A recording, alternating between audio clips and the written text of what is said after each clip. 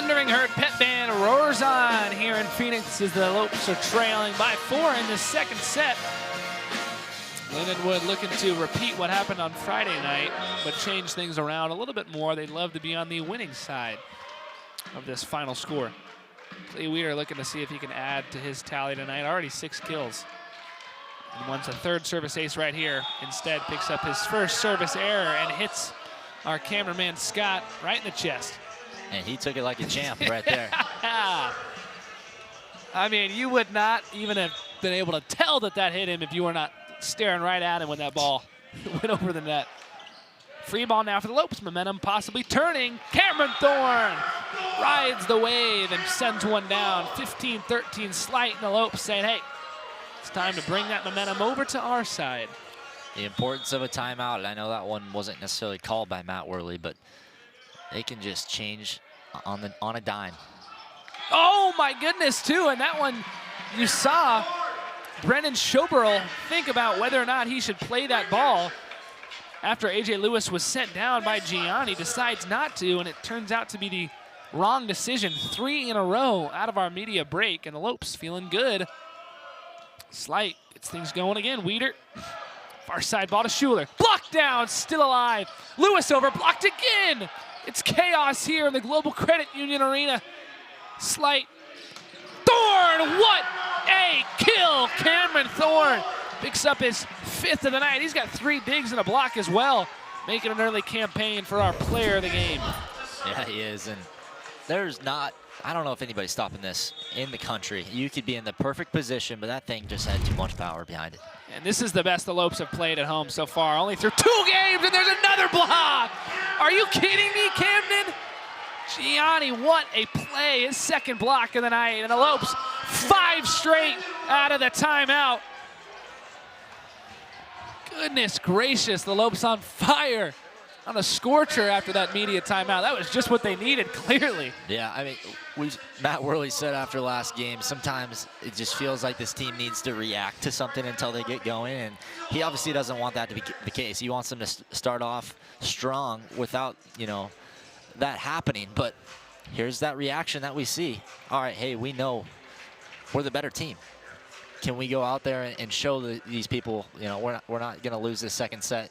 They won 5 points in a row, and they were all 5 impressive points with great plays all over the place, especially on the defensive end. Well, not only does this GCU team have stars across the board that have competed in Division I and have been staples of this program the last several years, they've got gold medal winners. Yeah. Gianni won gold with Team USA at the Pan Am Final 6 in Edmonton, Alberta not that long ago. And then Hickman, Slight, Wardlow all earning invitations to the U.S. Collegiate National Team as well. It goes to show the talent that is in this country for men's volleyball. You look across the board, and we discussed the importance of the transfer portal as well. Yep. There is talent everywhere. Recruiting is so important, especially for a sport like this, because you have to go out and find the talent. You have to find a way to get on your team. And GCU has done a great job in recruiting all these different players, and you see it right now in how the chemistry is building as well. Bonner set down. It's a block party, and the Lions were not invited. 17-15, 6 straight out of the timeout. That skill right there doesn't result in much as Losu back to Schmidt. Head coach Mike Krause in his 2nd year with Lopes, urging his team on. This is such a big game. And so we talked to Krause before our sideline reporter, Maddie Rojas, did, I should say. And she asked him, she said, do you prepare for a game like this any differently, knowing that this is a top 22 matchup? And he said, no, we prepare just like we would prepare for any other game, any other squad. He hopes that they adjust to their style of play and fall into this possession game. And the Lopes are doing a good job through 6, I would say. Yeah, those first 2 minutes shaky, obviously, with the corner kick. But, I mean, after that, they adjusted well, holding the ball to how they want to dictate tempo. And that's what you want from the Lope side, just having the ball in your hands, moving forward. Sacristan out to Duarte. Lopes look much more confident in possession right now than they did in the first couple of minutes. They were kind of forcing balls and being in awkward situations, forced them to make silly choices. But right now, it's about 30, 45 seconds they've been on this ball.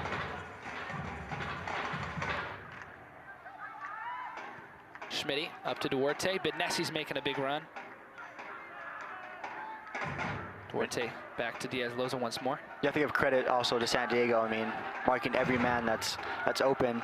And so they'll just allow GCU just to try to make this long ball, maybe force an error. Ball over the top to Losu. Parisian comes all the way out to claim it. Smartly just lets the shield guide him.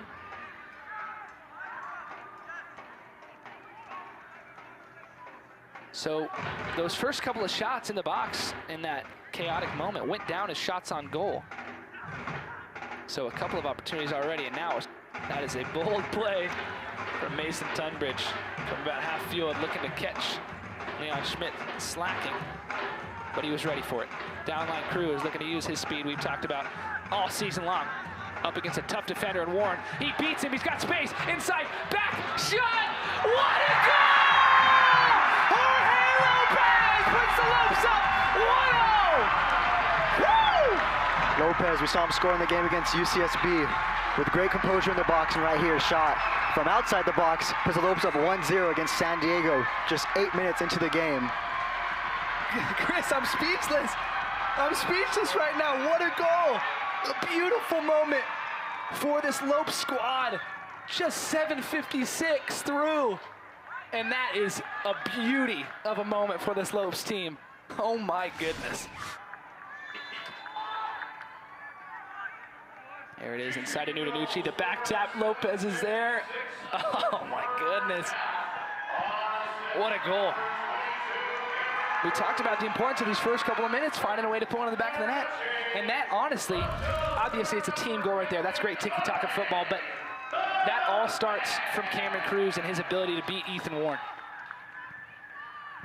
And now a dangerous situation right now. A chance right here, and that's great defending from Losu, because that was in a really dangerous spot for the Lopes. And if you're San Diego, you've been in situations like this before, but not that often, really. They typically find that first goal and find a way to just kind of ride the wave out. But right now, in a situation that they're not used to, being down 1-0 through 8 minutes. This is definitely a shocker for them. They knew that coming into this, obviously on the road. But I mean, I don't think they expect to be down 1-0 10 minutes into the game. Jabril tries to cut that one off. Inside, more space, Morel. Back in possession of the Toreros. I mean, everything about that goal from, like you mentioned, Cameron Cruz cutting inside and then to Nudanucci with the right foot layoff.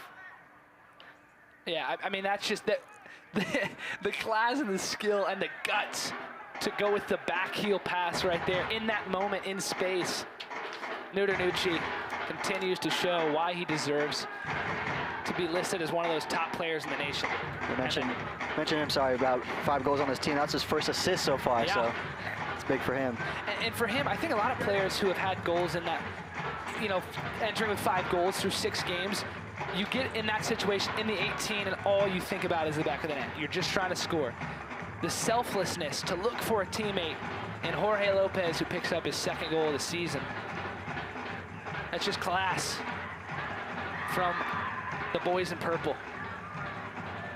Losu trying to get there, deflected to Cruz, and now Lopes have more numbers. Mike Kraus urging his team forward. He's got Bidnessi on the far side if he wants to go to him. Cruz slows things down smartly. Losu, Lopez. This Lopes team just looks in control right now, Chris. Yeah, I mean, like we mentioned, those first couple of minutes a little bit shaky, but they adjusted well. Obviously, that goal, big momentum for them, and now they're just going to play with more comfortable and just, you know, keeping possession on their side of the field, or, you know, the long ball's going forward. Schmidt, really good delivery to Nudanucci. Sacristan with some good footwork. Lopez back to Morel. Back once more to Schmidt. Schmidt, I tell you what, he's playing like a central midfielder. He's been on the ball all night long. Duarte up to Nudanucci, who gets there. Duarte gets there. Now more numbers. Clayton Duarte looking to make something happen. He's got Nudanucci inside. He goes there. Back outside once more. Bidnessi in the box, and it's just an awkward touch for Bidnessi. That's great forward play again from the Lopes.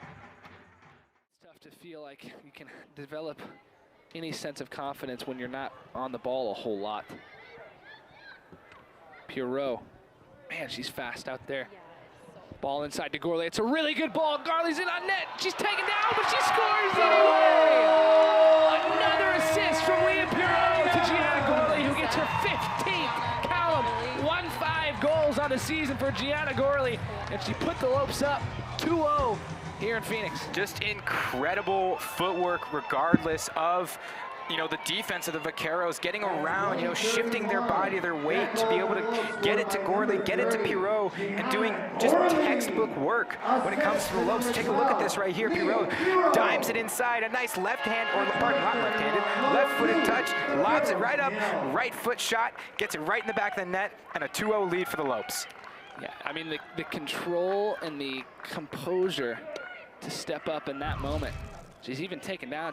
A lot of players in that moment feel that and feel like maybe just draw a pen, but in that moment, it's amazing to stay on her feet.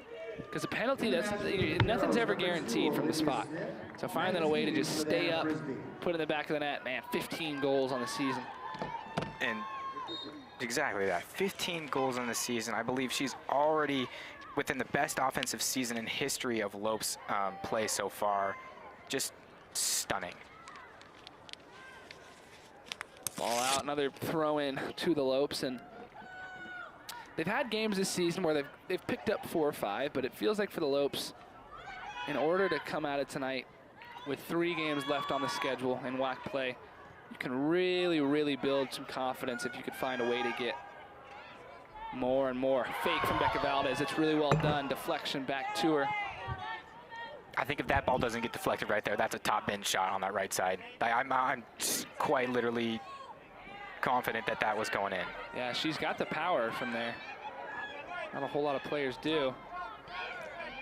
And just also the versatility. You know, Valdez on this left side, one of the attacking, you know, players for the Lopes, using her left foot to center the ball and then able to switch to that right foot.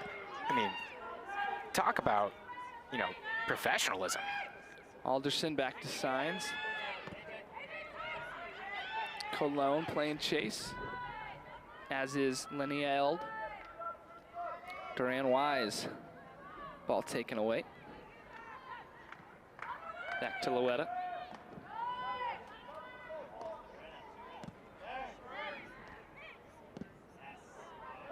Alderson looked to play that ball through to Valdez, but a little miscommunication. Just to kind of reiterate what we talked about a little bit before about the sleepiness and, you know, what happens when it comes to a nice early lead right here for the Lopes is you can't be unaware, because this is collegiate soccer. This is 4 WAC play. Nothing is over until that timer hits 90 minutes. Loetta near side, Valdez taken away. Well done in the back line again from Elizabeth Bilfus. Gorley trying to get there. Down line, Signs looking to step up, and does. Well done. Confidence from the vet. Back to Valdez. Gonna use her speed again. She's been really good in these moments so far tonight. The footwork, inside ball, Gorley. What a pass! What a goal! The fancy footwork from Becca Valdez. Inside ball, Gorley. Her second of the night. Lopes up 3-0. An early 3-0 lead for the Lopes.